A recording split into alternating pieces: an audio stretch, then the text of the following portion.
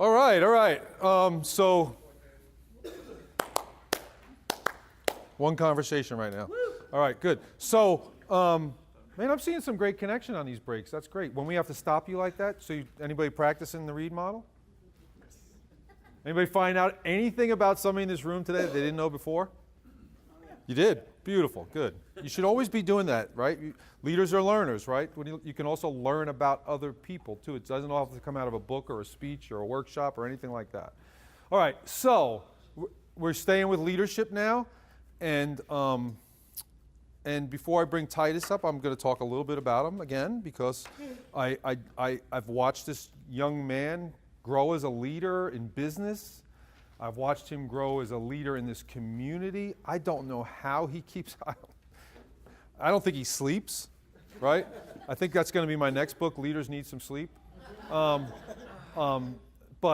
the guy he blows my mind when it comes to a leadership perspective. And he has a lot of people that follow him, but he's also humble enough to follow other people. So without further ado, let's welcome Titus back. Knuckles. All right. Any leaders in the room? Yeah. Who told you that? Me. Good. That's a good start. Hey, I'm super excited again. I just stay excited. It's hard to get excited when you just stay there, yeah? You know what I'm talking about? I get to talk to you about leadership. I told you earlier today that the two things I can correlate any of my success in life to is communication and leadership. They're my best friends. I take them everywhere. When I do a talk, I'm oftentimes hired for like motivational talks and I tell my life story, and maybe some of you have heard that in the room. And part of that life story is I talk about my first interaction with leadership when I was a kid was servant leadership. Any servant leaders in the room? Yeah? I watched my mom, who didn't have a high school education, who had dropped out of school and had nothing. I watched her serve everyone. But I watched her navigate how to go from just being a servant to being a servant leader. It was really special. So for me, I watched how people looked at her differently when she served them, when she demonstrated leadership in that capacity. And I kind of got addicted to this idea that perhaps one day I could be a leader. And I'm talking about when I was a kid that had nothing. It was hard to have even aspiration because that cost something. And we didn't have much. But I saw leadership as my way out of a circumstance. I saw leadership as my way of providing value. Remember, we talked about everybody wants to be heard. They want to be understood. And what's the last part? They want to matter. I wanted to matter, and I didn't know how to buy that. I didn't have any resources. I couldn't leverage any relationships at the time. I thought, well, if I would figure out how to be a leader, I at least at minimum wouldn't be alone. Leaders are oftentimes not the only person in their space, because when they look over either shoulder, there's somebody following, yeah? Now, I think Dave alluded to, if you have no one else to lead, lead yourself. But for me, I saw being a leader as my way to have everything else. Long before my mentor, John Maxwell, said that everything rises with leadership, I kind of thought everything rised with leadership. I just thought that it would be the first domino that would allow me to win. So I'm talking to a room full of adults, a room full of professionals. I want you guys to really get excited about the concept that leadership matters. It matters even more than you think it matters. And that's not a knock on your perception of leadership. I just want you to know it's very hard for us to fathom how much it matters. As many assessment tools as there are out there, it is extremely hard to quantify and put tangible measurements around leadership or the lack of it. It's very easy for us to minimize the importance of it because there's not like a P&L attached to it. Am I talking to somebody? You understand what I'm saying? Yes. But we feel it every day. We had about 17 questions. They were the same question about perhaps bad leaders and bosses.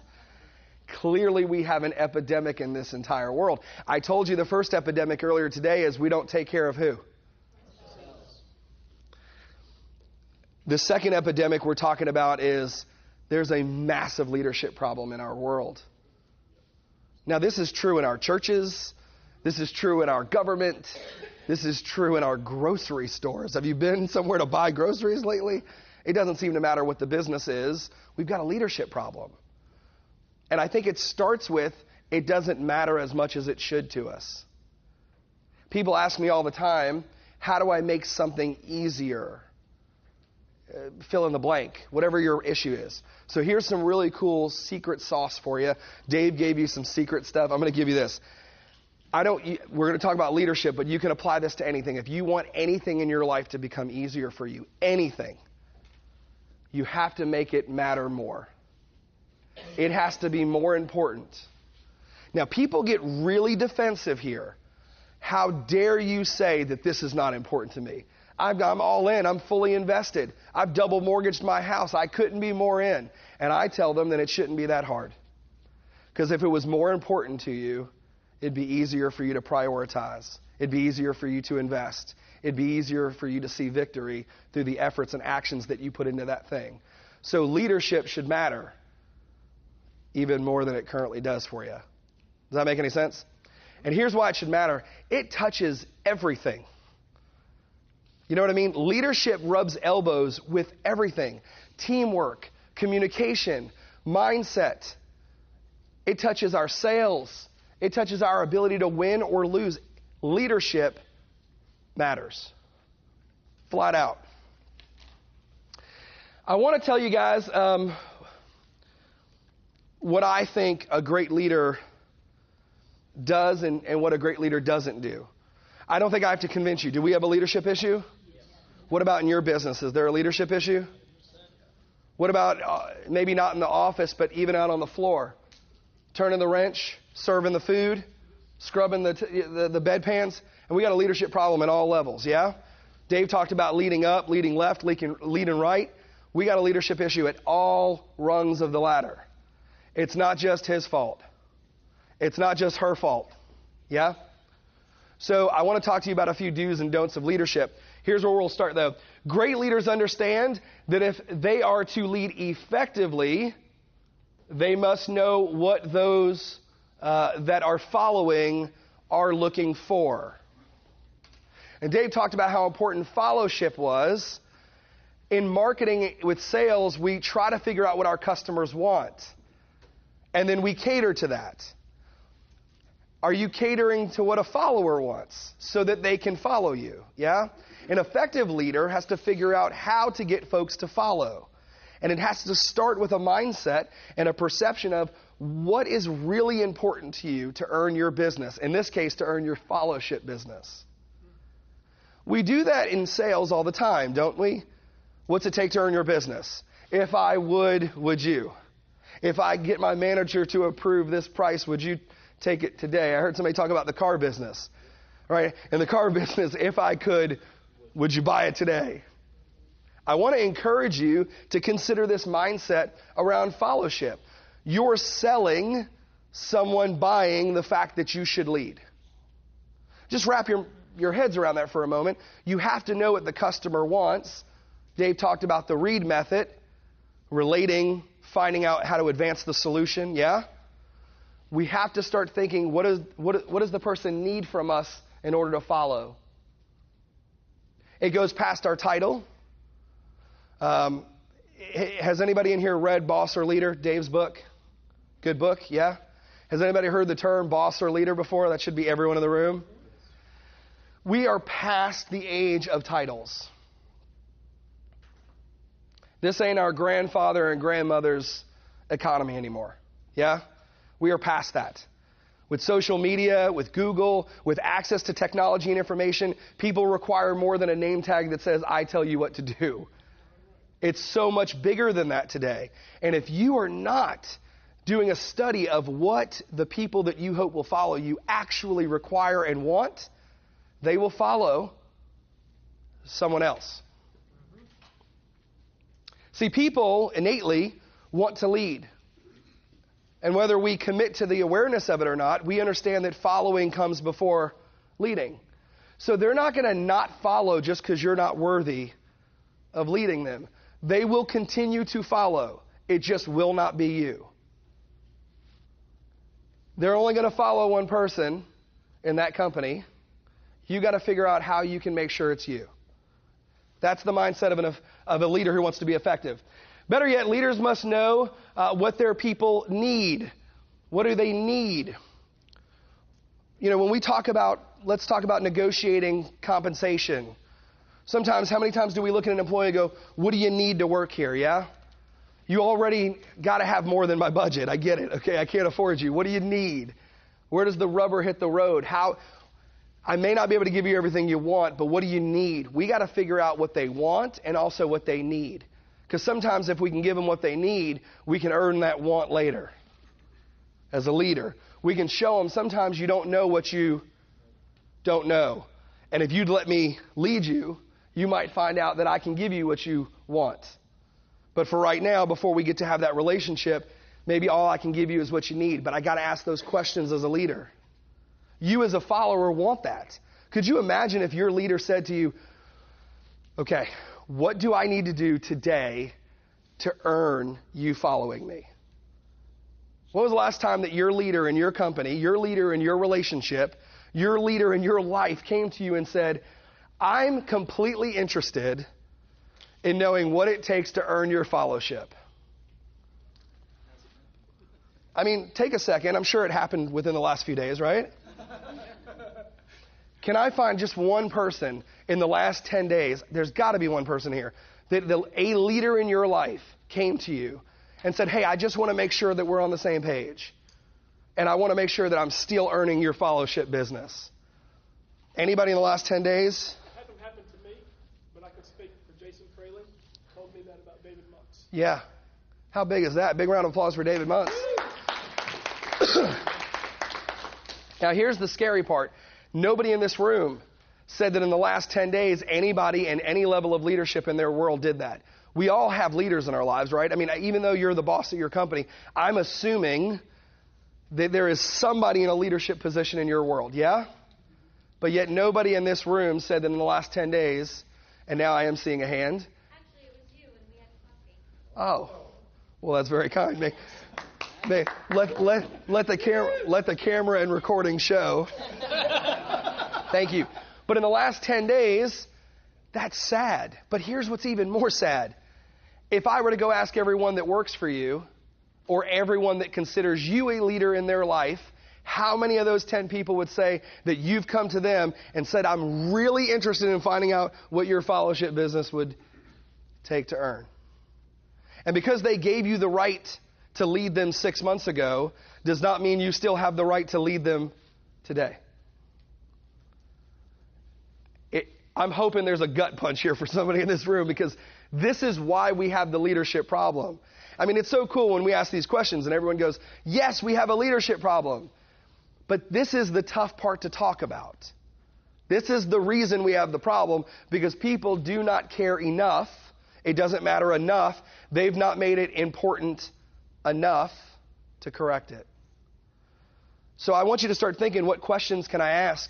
How can I start earning the fellowship business of the people that are following me? Qualities of an effective leader. I want to give you, I already kind of filled in the right side of it, but here's the to be or not to be of a leader, yeah? First of all, an effective leader should demonstrate that they are strong while making sure to not be rude. You know, that's not easy to show strength without being a jerk. You know what I'm talking about? It requires discipline and focus. It requires an attention to detail. It requires it to matter enough to you to be strong without being rude. The next thing is kind. A leader, an effective leader, should demonstrate that they are kind. The tough part is you got to make sure that you don't come across as feeble.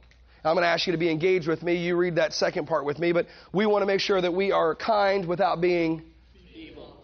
When was the last time you wanted to follow somebody that was feeble? Doesn't work, does it? Maybe you could pull it off, but it certainly wouldn't be effective. So the next one is we want to make sure that we are bold, but we don't want to be what? Do you understand that these are not easy? Yeah? It's easy to say it, but I want you to understand the other side of the coin. We always talk about an effective leader, a strong leader, a great leader needs to do this. But when you do that thing that makes you great, innately and organically, it can lend, if you're not careful, to doing that other thing. Just the act of being kind can sometimes cause that act of feeble. You'd have never been aggressive if you had not demonstrated boldness. But we have to be bold if we're going to be effective leaders. So the moment you start doing that thing that you need to do, it's important that you know that just the act of doing this starts to stimulate this thing I didn't even know was going to happen. Cause and if you can be in charge of that cause and effect, then you can get all the benefits from it and sift through the parts you don't want. Am I talking to somebody? Yes. All right. I'm doing my best to keep you awake. A good, effective leader needs to be humble without being what? Timid. I can't remember the last time that somebody was timid and I thought we would win the game. How many people know that the folks that are following you are desperate that you will take them to the promised land? If they knew how to get to the promised land without you, you would be thinking, where did they go? They would have already left. They'd have left you a note. So the fact that they are following you, they have entrusted you. They are betting on you. They are gambling on you. They are hoping with everything that you will get them where they need to go. There's a lot riding on this, folks. You know, like feeding my kids, paying the bills, taking care of that vendor. There's a lot riding on following somebody. I do. Do you do? I do. Now we're married. There's a lot riding on the fact that you're going to lead in certain areas and I'm going to lead in certain areas and we're going to get where we're going. And you have to figure out how to demonstrate strength, kindness, boldness, humility, and not let those other things detract and take away from what you're doing. One step forward, and unfortunately sometimes, if you know about those 2 steps back, you can just go forward, yeah? Here's the next thing. We want to make sure that we are proud. I like to follow somebody that's proud of what we're doing. They take pride in it. But at the same time, we have to make sure we're not what? Vain. Holy smokes. How many folks do you know that are vain in their leadership? I'm the greatest thing since sliced what? Bread. I don't like bread that much then now all of a sudden. You know what I mean? Like I'm not interested, and you just reminded me how you're the greatest thing on the planet. I don't want to follow that. But if you don't demonstrate that there is a level of pride, I don't want to follow that either. You got to work 5 times as hard to get me to follow if I think you don't believe in the product, the service, or the direction. So you got to find a way to be proud of what you do if you want to be effective without being vain. The next thing we want to do is, I know you're going to maybe think this is silly, but an effective leader knows how to be funny without being... Yeah. How many jokes have I told over the first 2 sessions? How am I doing? Am I leading the league right now in jokes between the 3 of us? I would say so. That's all I ever care about in these things. But if I come across foolish, will you follow me? Neither will your employees. Nobody hates somebody that's funny. They may not like your particular sense of humor, but they do not hate funny. I just have never met somebody that goes, you know what really is the worst? When someone's got me belly laughing. I just hate that. No one does that. They're going to want to follow you when you're funny. But you got to be really careful, because when you start being funny, what's on the other side if you don't control it? Foolish. It's like having a water hose with too much water, too much power coming out. If you don't hold on to that sucker, instead of getting the house clean, it's going to go all over the place and put a nick in the side of the house and maybe hurt somebody. We got to understand the other side of the things that we hope for so we can enjoy the benefits without enjoying the consequences, yeah? The next thing is we want to find a way to be realistic. An effective leader demonstrates that they are realistic. How many people have been sold a pile of beans before? I don't want to follow that person a second time. You might get me once, but you're not going to get me a second time. I don't want to follow somebody that doesn't demonstrate that there's a realistic direction, tone.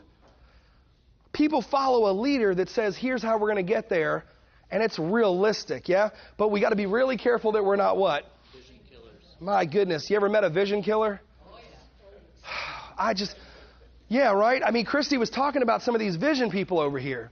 The worst thing on the planet is when the boss goes, we already tried that. That doesn't work. Nope, not here. It's not the way we do things. Well, that's what Sears and Blockbuster thought too.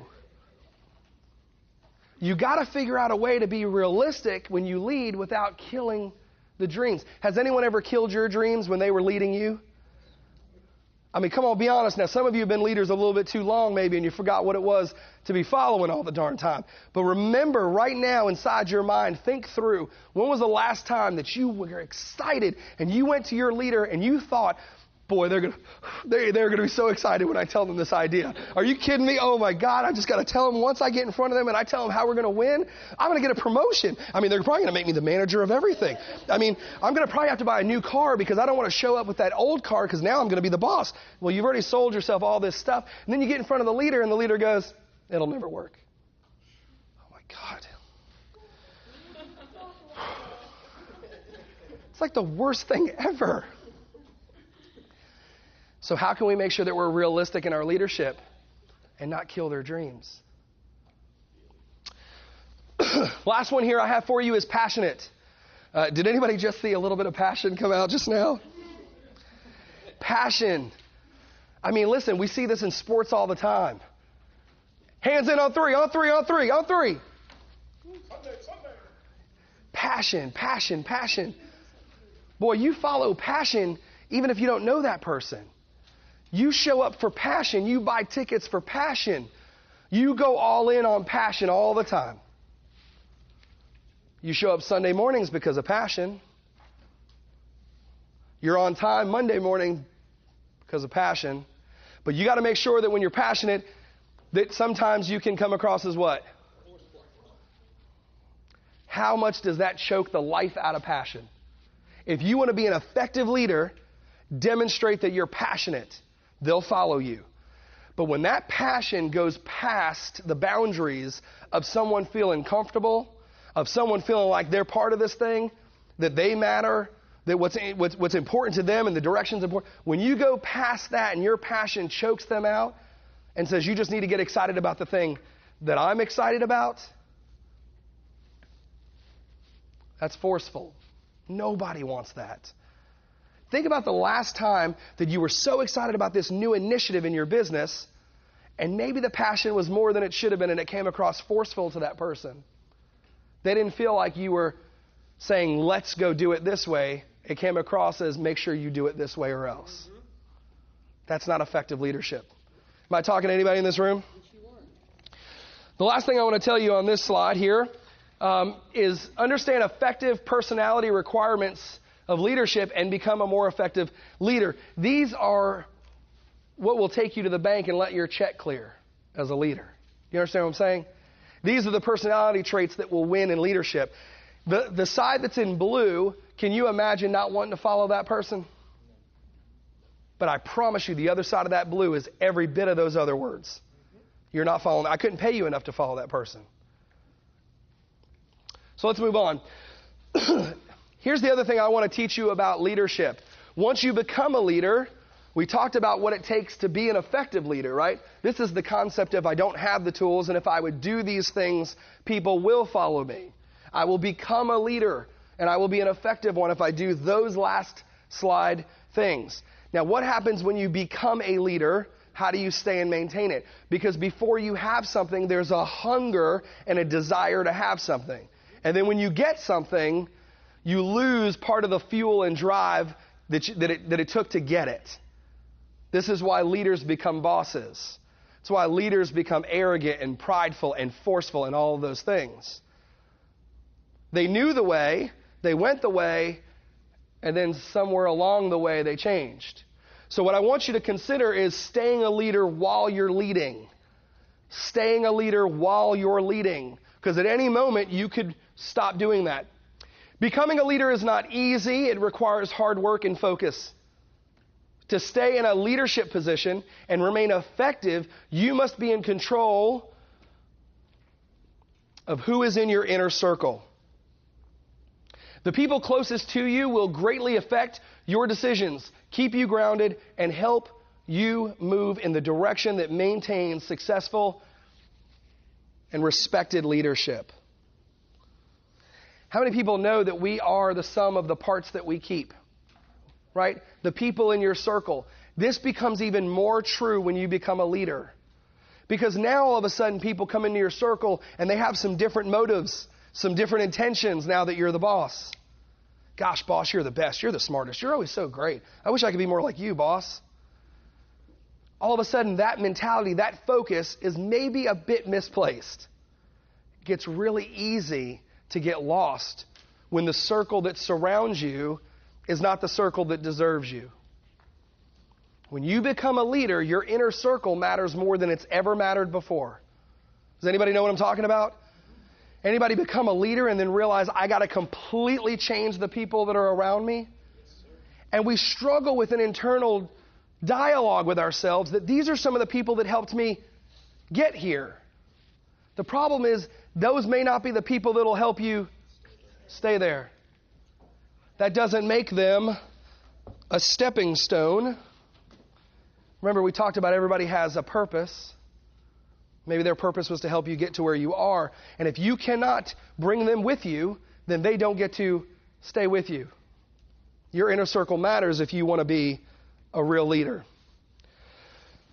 John Maxwell says that guidelines for creating your inner circle are. John Maxwell's a mentor of mine. Dave and I both really adopt a lot of what he says. I'm a certified John Maxwell coach.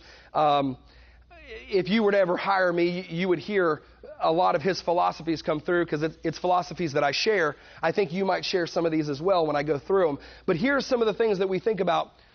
Do you have high influence with others? This is a question to ask yourself when you're taking a look at your inner circle, when you're creating your inner circle. You don't need people in your inner circle that's constantly telling you how dumb and stupid and wrong you are. And we're not looking for yes men and yes women. You understand what I'm saying? We're not looking for the person who just wants to agitate the situation for no reason. Does anybody know those people? They just want to put in their 2 cents even though their pocket's empty. They don't even have any change, yet they try to somehow add to the situation. Think for a minute. These are some of the people that drive me nuts. Do you guys know who these people are? So you want to make sure that the people that you have in your inner circle are folks that you actually do have some high influence with. The other question you want to ask yourself is, do they bring a complimentary gift to the table? Do they bring a complimentary gift to the table? If you have people that make up your inner circle and they are not bringing gifts to the table, why are they in your inner circle? Here's the problem. Sometimes they do bring gifts, but they don't complement the style, the approach, and the direction. So they bring value, you see value, but it's the wrong kind of value. So when you become a leader, you have to make sure that the gifts, the talents, the treasures that they invest as a member of your inner circle are complementary to your vision. Does that make sense? And not everybody gets in this inner circle. In the same way they're bringing a gift and you're appreciative of that, you need to make sure that they know that they ought to appreciate that they get to be in this circle. Does that make some sense? The next one is, do they hold a strategic position in your world? When you're looking for people to make up your inner circle, will this person hold a strategic position? Or are they just taking up space?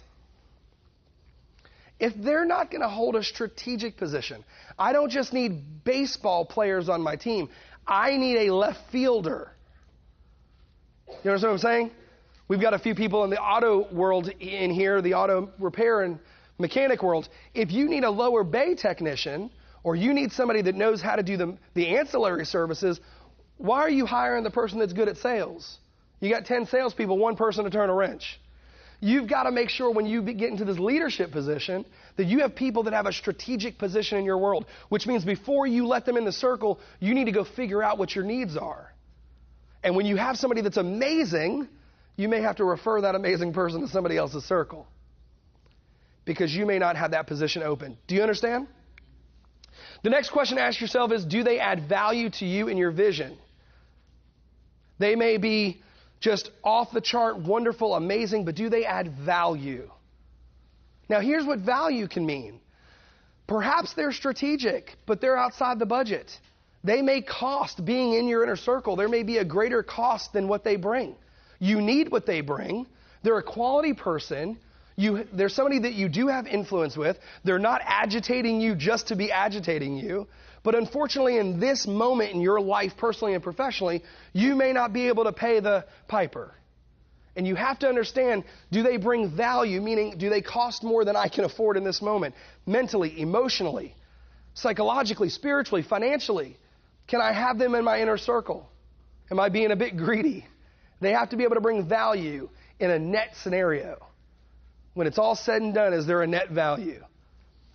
The last question to ask yourself when you're trying to upfit and staff your inner circle as a leader, do they positively impact other inner circle members? Do they positively impact other inner circle members?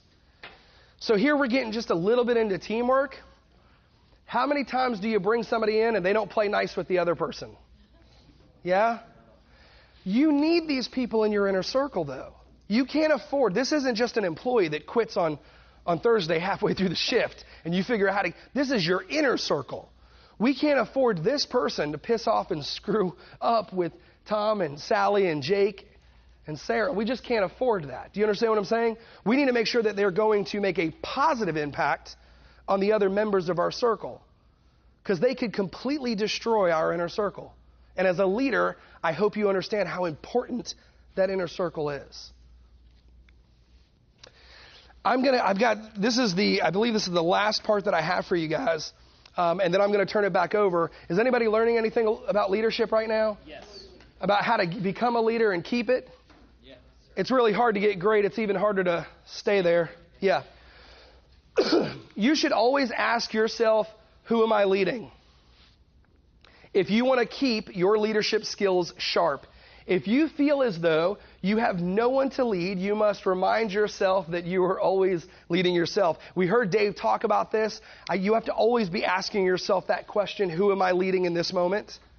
Sometimes, God bless you, sometimes I'm leading the customer, sometimes I'm leading my staff, sometimes I'm leading myself. But if I stop asking the question in this moment, in this conversation, who am I trying to lead? We get really lost. Christy talked about knowing how to fascinate, how the world sees you and how you see the world. I'm telling you, if you don't remind in this moment, this is the person. These are the people that I need to be leading. You might be leading the wrong person, and then these folks aren't getting any leadership. Just because you're leading doesn't mean you're leading effectively if you don't ask yourself, who am I supposed to be leading today? This goes into time management all the time. Dave asked me a question several weeks ago. He said, how much of the time that you spend every day can you relate directly to your purpose, your vision, and the profitability of it? I'm going to ask you, just because you're leading somebody and they're following, was that the right person or persons to lead? So you always have to be asking yourself that question.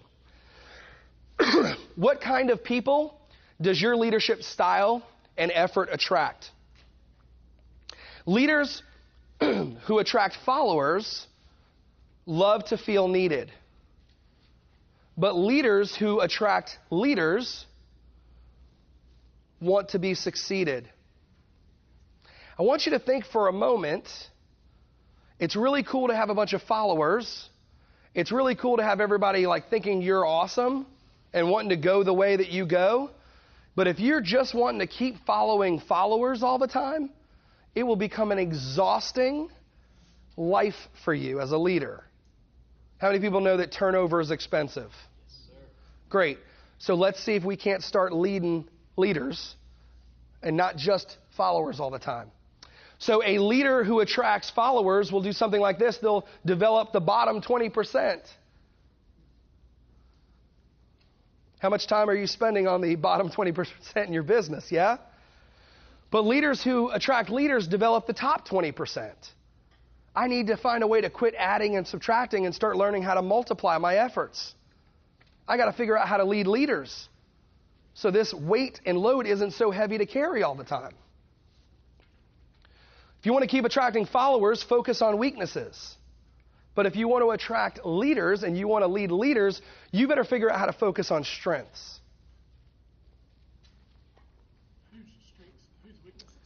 So when you're looking at the weaknesses and strengths of the people that you're hoping that will follow you, you need to figure out a way how to develop just develop their strengths and not always just focus on how to offset that weakness. It doesn't grow and develop their mindset and their talents when you're just talking about the thing that they keep screwing up at. We need to really polish and elevate the things that they really do well. And that's kind of the mindset. If we want to keep attracting followers, treat everyone the same. We live in a world where we treat everyone the same. Everyone gets a trophy. That drives me nuts. Everyone gets a participation trophy. We treat everyone the same. If you want to lead leaders, though, you need to treat individuals differently. Lead to their strengths. Lead to their communication skills. Lead in a way that is specific and customized for them. Dave talked about this in communication and how it pertained to sales. We don't want to speak to everyone the same way like a carbon copy. If you want to lead leaders, treat them differently. If you want to continue to lead followers, grow by addition. Keep hiring employees. You'll solve the problem by having 10 more people, I guess. Maybe you'll solve the problem if you just have 2 managers instead of 1 manager running the restaurant. No, if you want to lead leaders, you need to start growing by multiplication. Developing their leadership skills. Don't think that just because you made another leader, you're less important now. You're still needed because you figured out how to create leaders. That'll never go out of style. If you want to attract followers, you're going to have a mindset where you impact who they touch. But with leaders, it'll impact beyond their reach. It's going to go way beyond that. And that's got to be the mindset that we have. Do you want to attract followers or leaders needs to be your mindset.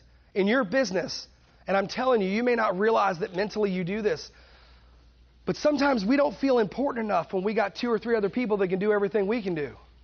And we self-sabotage the success of our organization and vision. How many people want to start leading leaders? Yeah?